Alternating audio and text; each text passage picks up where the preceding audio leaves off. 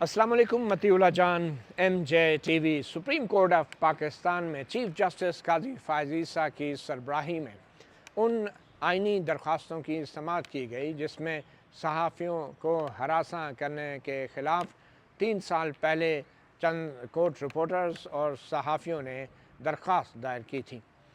Justice काजी फ़ायज़ ईसा ने 2021 में जब ये मामला टेकअप किया तो उस वक्त के चीफ जस्टिस उमर अता बंदयाल ने ये केस उनसे लेकर अपने पास लगवा लिया। वही केस था जिसमें फिर ये फ़ैसला हुआ कि आइन के आर्टिकल 184(3) के तहत कोई भी अगर दरख्वास्त सुप्रीम कोर्ट में आती है तो वो चीफ जस्टिस ऑफ पाकिस्तान उसका फ़ैसला करेंगे कि वो केस किसने सुनना है। 2021 में सीनियर जर्नलिस्ट और कोर्ट रिपोर्टर अब्दुल कयूम सिद्दीकी और दीगर सहाफ़ियों की तरफ से जो ये दरख्वास्तें थीं, ये बराह रास्त जस्टिस काजी फ़ायज़ ईसा के कमरा अदालत में उनके सामने पेश की गई थी, जिस पे चीफ जस्टिस काजी फ़ायज़ ईसा ने अहकामात जारी किए, मगर फिर उस वक्त के कायम मकाम चीफ जस्टिस उमर अता बंदयाल ने ये मामला उनसे लेकर एक दूसरे बेंच के सामने लगा दिया था।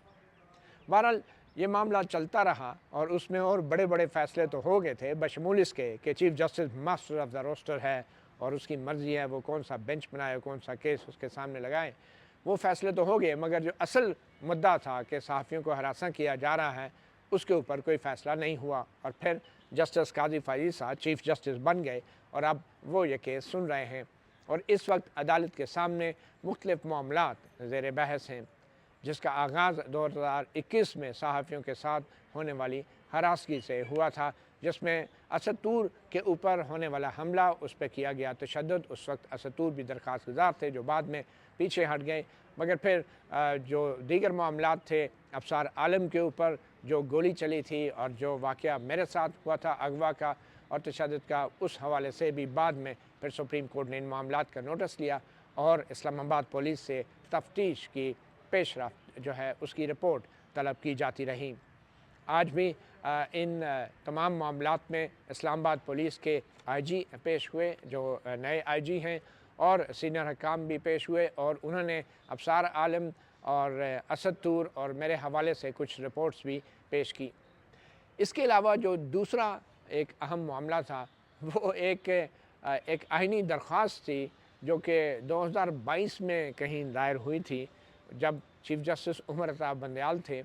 और उस वक्त के जस्टिस एजाजुल हसन एक बेंच के सरबराह थे और जस्टिस मुनीब अख्तर उस बेंच का हिस्सा थे और जस्टिस मुज़ाहिर अली अकबर नकवी भी उस बेंच का हिस्सा थे। तो इन 3 जजेज़ ने एक मशकूक आइनी दरख्वास्त के ऊपर अटॉर्नी जनरल ऑफ पाकिस्तान को भी नोटिस जारी किया था और ये अक्टूबर 2022 की बात है। वो मशकूक ऐसे थी कि जो उसमें दरख्वास्त गुज़ार थे उनके बारे में उस वक्त की सुप्रीम कोर्ट ने किसी ने पता ही नहीं कराया कि असल में ये दरख्वास्त गुज़ार कौन है। अब जाके ये हकीकत सामने आई है और गुज़श्ता तारीख़ पे ये हकीकत सामने आई थी कि हकीकत में जिन दरख्वास्त गुज़ारों के नाम इस दरख्वास्त को डालने के लिए इस्तेमाल किए गए 2022 में, ये दरख्वास्त गुज़ार जो हैं हकीकत में इनको मालूम भी नहीं था कि इनका नाम इस्तेमाल हो रहा है और इनमें से 3 दरख्वास्त गुज़ार जो थे उनका ताल्लुक़ चकवाल से था, जो आज सुप्रीम कोर्ट के तलब किए जाने पर पेश हुए और सब ने हाथ खड़े किए और कहा कि हमने ये दरख्वास्त डाली नहीं, हमारे फरिश्तों को भी नहीं पता कि किसने हमारे नाम से दरख्वास्त डाल दी। उस दरख्वास्त में था क्या? उस दरख्वास्त में ख़ास तौर पे मीडिया के लिए सख्त कवानीन की और ज़ाब्तों के बनाने की बात की गई थी। तो जिस पे जस्टिस काज़ी फ़ायज़ ईसा ने कहा कि हम तो यहाँ बात कर रहे हैं सहाफ़ियों को हरासा ना करने की, और ये कौन सी ऐसी दरख्वास्त है जो मीडिया के लिए सख्त कवानीन के हवाले से 2022 की एक दरख्वास्त जो है वो भी अब साथ इस केस में आई है। तो ये लोग कौन हैं जो ये चाहते हैं कि मीडिया के ऊपर पाबंदियाँ लगाई जाएँ या सख्तियाँ की जाएँ? तो उस तहकीक के पस मंज़र में जब इन दरख्वास्त गुज़ारों को बुलाया गया तो आज कम से कम 3 दरख्वास्त गुज़ारों ने पेश होकर कह दिया कि हमारे तो दस्तखत ही नहीं है दरख्वास्त के ऊपर, और कुछ ने कहा हमारा तो शनाख्ती कार्ड सिर्फ इस्तेमाल हुआ है, और बाकी जो दरख्वास्त गुज़ार थे वो पेश ही नहीं हुए, जिसमें एक एडवोकेट कोसैन फैसल मुफ्ती हैं, उनको शोकस जारी हुआ क्योंकि वो आज पेश नहीं हुए, और इसके अलावा दीगर भी एक वकील हैं, उनको भी तलब किया गया है आइंदा समाअत के ऊपर। मगर इसमें सबसे अहम बात ये थी कि इस दरख्वास्त के हवाले से जो सीनियर वकील गुज़श्ता समाअत में भी पेश हुए और आज भी लाहौर से वीडियो लिंक पे पेश हुए, वो हैं एडवोकेट हैदर वहीद। और एडवोकेट हैदर वहीद जो हैं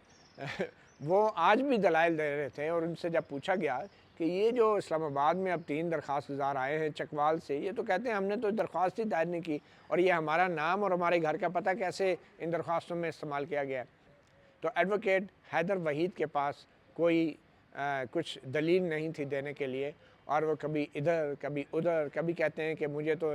एडवोकेट ऑन रिकॉर्ड ने इंगेज किया था, और जो एडवोकेट ऑन रिकॉर्ड था वो 2 महीने पहले फोत हो चुके हैं। तो फिर सवाल हुआ कि उनके बाद जो दूसरे 2 एडवोकेट ऑन रिकॉर्ड थे उनको किसने तैनात किया, तो उस पर भी वो मुकर गए कि हमने तो नहीं इनको कहा, जबकि वो एडवोकेट ऑन रिकॉर्ड जो थे AOR वो इधर रोस्टम पे आए, उन्होंने कहा जी हमें तो शायद एडवोकेट हैदर वहीद के ऑफिस से ही हमें हदायत आई थी, तो हमने दरख्वास्तें दायर की थी। तो अब ये तनाज़ा चल गया है, एक तरफ एडवोकेट हैदर वहीद हैं, सीनियर लॉयर हैं लाहौर से, और एक तरफ 2 एडवोकेट ऑन रिकॉर्ड हैं जो कह रहे हैं हमें तो यही कहते रहे, और फटा सारा ये है कि ये दरख्वास्त गुजार जाली थे, उन दरख्वास्त गुजारों को पता ही नहीं। और एडवोकेट कोसैन फैसल मुफ्ती आज बुलाने के बावजूद भी और नोटिस की तामील के बावजूद भी वो नहीं पेश हुए, जिसके बाद उन्हें अब शोकाज नोटिस जारी किया गया है और लाहौर बार के एड्रेस पे उनको भेजा गया है। चकवाल से ताल्लुक़ रखने वाले 3 मुअज़्ज़िज़ीन जो कि कह रहे थे कि उनके तो फ़रिश्तों को भी नहीं पता कि दरख्वास्त किसने डाली और उनका नाम और उनके घर के पते इस्तेमाल हुए। ये मामला बड़ा संगीन है, बज़ाहिर सुप्रीम कोर्ट ऑफ पाकिस्तान से जालसाज़ी की गई है, और ये जालसाज़ी सिर्फ चीफ जस्टिस काज़ी फ़ाइज़ के बेंच के साथ नहीं, ये खुद जो है वो सुप्रीम कोर्ट के जो माजी के बेंचेस से जो इन दरख्वास्तों पे ऑर्डर जारी करते रहे उनके साथ भी हुई है। तो अब एडवोकेट हैदर वहीद के साथ क्या होगा ये तो हमें नहीं मालूम, मगर आज जो सहाफ़ियों के मामलात सामने आए हैं उसके हवाले से हम आपको ज़रूर अपडेट देंगे। और इसमें सुप्रीम कोर्ट ने जो बुनियादी तौर पे ऑर्डर लिखवाया है उसकी हम मुख्तसरन आपको बता देते हैं। और उस ऑर्डर के हवाले से उन्होंने कहा है कि 3 मुकदमात थे जो सहाफ़ियों के हवाले से थे, एक अबसार आलम जिन पे गोली चली थी, एक मेरा नाम मतीउल्लाह जान और एक असद अली तूर, इन तीनों के हवाले से हम तीनों आज सुप्रीम कोर्ट में पेश हुए। और पुलिस की तरफ से जो रिपोर्टें पेश की गई थी, additional attorney general Aamir Rahman जो थे वो अटॉर्नी जनरल ऑफिस की नुमाइंदगी कर रहे थे, और वो पुलिस की तरफ से पेश की गई जो तफ्तीश की पेशरफ्त रिपोर्ट थी वो पढ़ रहे थे। तो इसके ऊपर सुप्रीम कोर्ट ने आज जो ऑर्डर लिखवाया है उसमें कहा गया है कि एडिशनल अटॉर्नी जनरल कह रहे हैं कि इन तीनों केसों में प्रॉपर इन्वेस्टिगेशन नहीं की गई। और फिर मेरे साथ जो वाक़या हुआ था मेरे उस हवाले से ऑर्डर में लिखवाया गया है कि मतीउल्लाह जान का जो फ़ोन जो उसने अगवा के दौरान स्कूल में फेंका था वो भी अगवा करनंदगान जो हैं वो ले गए। तो और उस फ़ोन की मदद से लोकेशन ट्रेस की जा सकती है कि वो फ़ोन कहाँ पे जाके बंद हुआ और उसकी आखिरी लोकेशन क्या है। और फिर ये भी कहा कि इसमें जो पुलिस हैं जो तफ्तीशी हैं वो ये कह रहे हैं कि जो रिकॉर्डिंग्स हैं वीडियोज़ की, वो जो वीडियो जो मेरे अगवा के हवाले से जो मंजर-ए-आम पे आई थी उनको फ़ॉरेंसिक के लिए जो भिजवाया गया है। और फिर ये कहा गया है कि रिकॉर्डिंग जो है रिपोर्ट में कहा गया है वो क्लियर नहीं है। मगर इसके बावजूद भी ये हैरत की बात है कि रिकॉर्डिंग पुलिस को क्लियर नहीं मिल रही, क्योंकि वो जो इलाका था G613 का जहाँ से मुझे अगवा किया गया था, सुप्रीम कोर्ट के ऑर्डर में कहा गया कि उस इलाके के इर्द गिर्द बड़े हसास इलाके थे, नैब का दफ्तर भी था और उसके साथ लाल मस्जिद भी है। तो अगर स्कूल वाली गली में रिकॉर्डिंग नहीं भी थी तो वो उस इलाके में सेफ सिटी कैमरास की रिकॉर्डिंग जो है उनको चेक किया जाना भी ज़रूरी है। अब ये सब कुछ 4 साल बाद जो पुलिस को पहले करना चाहिए था। और फिर ये भी कहा कि जो वो स्ट्रीट 40 थी जहाँ पे ये वक़ूआ हुआ वो पुलिस उस वक्त वहाँ मौजूद थी, वहाँ पे पिकेट भी पुलिस की मौजूद थी और पूरा नैब का दफ्तर कॉर्डन ऑफ किया गया था, वहाँ से कोई गाड़ियाँ आ ही नहीं सकती थी। तो वो भी उसकी भी जो है तफ्तीश होना ज़रूरी है। और फिर इंस्पेक्टर जनरल पुलिस जो नए IG पुलिस हैं बुखारी साहब, वो भी आज कमरा अदालत में मौजूद हैं और हम मुतमईन नहीं हैं पुलिस की इस कारकर्दगी से। और फिर जो इंस्पेक्टर जनरल पुलिस की तरफ से कहा गया है कि वो जो तफ्तीशी टीम है उसको तब्दील करेंगे। और फिर उसके बाद ऑर्डर में कहा गया कि चकवाल के जो दरख्वास्त गुज़ार थे, मुबैना दरख्वास्त गुज़ार, उनको भी नोटिस जारी किए गए हैं और जो दरख्वास्त है उसमें काफ़ी नकाइस पाए गए हैं और 6 जो दरख्वास्त गुजार थे उनको नोटिस जारी किए गए थे। आज पेशी के लिए उसमें से 3 पेश हुए हैं, जिनमें राजा शेर बलाल, प्रोफेसर इब्रार और एम आरिफ, और वो तीनों ये कह रहे हैं कि उन्होंने ये दरख्वास्तें दायर नहीं की और उनके जो दस्तखत हैं वो भी इन दरख्वास्तों पर किए गए दस्तखतों से मैच नहीं कर रहे, और ख़ास तौर पे जो शनाख्ती कार्ड के ऊपर इन तीनों के दस्तखत हैं वो भी दरख्वास्तों पे किए गए दस्तखतों से मैच नहीं कर रहे। और फिर एडवोकेट ऑन रिकॉर्ड जिन्होंने शुरू में ये दरख्वास्त दायर की थी, ये मशकूक दरख्वास्त, एडवोकेट ऑन रिकॉर्ड अहमद नवाज़ चौहान, वो फ़ौत हो चुके हैं और उनके बाद सैयद रफ़ाकत अली एडवोकेट को इंगेज किया गया। और फिर उसके बाद एडवोकेट रफ़ाकत अली का ये कहना है कि एडवोकेट हैदर वहीद जो लाहौर के सीनियर लॉयर हैं उन्होंने उनको हायर किया था और ये दरख्वास्त दायर करने की बात की थी, जबकि एडवोकेट हैदर वहीद ये कह रहे हैं कि हमने जो है एडवोकेट ऑन रिकॉर्ड को जो है वो हायर नहीं किया, जबकि अहमद नवाज़ को उन्होंने हायर नहीं किया। हालांकि बाद में भी जो उनके मरने के बाद जो दूसरे एडवोकेट ऑन रिकॉर्ड आए थे उनको वो दोनों भी कह रहे हैं कि हमें तो एडवोकेट हैदर वहीद ने कहा था। और फिर कहा गया है कि जो 3 पिटिशनर तो आ गए नोटिस पे, मुबैना पिटिशनर, लेकिन बाकी 3 लोग नहीं आए। उनमें से एक जो हैं उन्होंने जो है नोटिस लिया भी है लेकिन वो नहीं आए, जिनमें एडवोकेट कोसैन फैसल मुफ्ती हैं। इनको डिस्ट्रिक्ट बार रावलपिंडी के ज़रिए जो है उनको ये शोकाज नोटिस जारी किया जा रहा है कि वो अगली तारीख पे हाज़िर हों। और फिर एक और हसन महमूद हैं, उनका जो एड्रेस है वो दुरुस्त नहीं है, वो एक साबिक जॉइंट सेक्रेटरी हैं। और इसी तरह एक साबिक इंस्पेक्टर जनरल पुलिस है, वो भी आज अदालत में नहीं हैं, तो इनको भी शोकाज नोटिस जारी किए जा रहे हैं कि वो अगली तारीख पे वो ज़रूर पेश हों।